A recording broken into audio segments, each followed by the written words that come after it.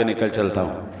حضرت سیدنا ابو ہریرہ رضی اللہ تعالیٰ عنہ سے روایت ہے، میرے آقا نبی اکرم صلی اللہ علیہ وسلم نے ارشاد فرمایا، من سرہ ان یبسط لہ فی رزقہ او ینسع لہ فی اثرہ فلیصل رحمہ۔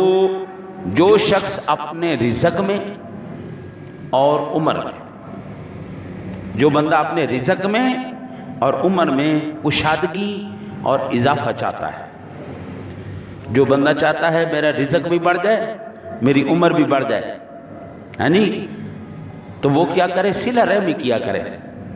صلہ رحمی سے مراد عام سادہ لفظوں میں رشتہ داروں کے ساتھ پیار کیا کرو۔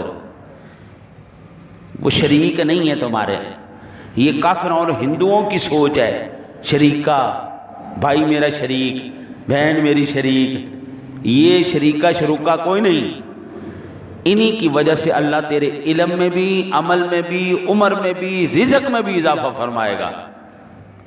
تو آج کسی ماڑے ہم کہتے ہیں صلہ رحمی اس چیز کا نام ہے، جو بہن بھائی میرے ساتھ پیار کریں ہم ان کے ساتھ پیار کریں، اور جو ہمارے ساتھ نفرت کرے، لو جی وہ تو میں نے بلاتا ہی نہیں، وہ تو مجھے بلاتا ہی، مجھے اچھا ہی نہیں سمجھتا، مجھے برا کہتا ہے، ہمارے ساتھ ملنا پسند ہی نہیں کرتا۔ حضور سرور کائنات صلی اللہ علیہ وسلم نے ارشاد فرمایا، یہ صلہ رحمی نہیں، جو تجھ سے کاٹے تو اس کے ساتھ جوڑ، تو اس سے بھاگے تو اس کے ساتھ مل، یہ ہے صلہ رحمی۔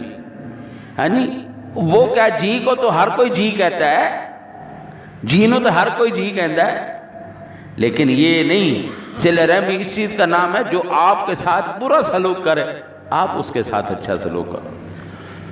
7واں سبب ہے جی کاروبار میں سچ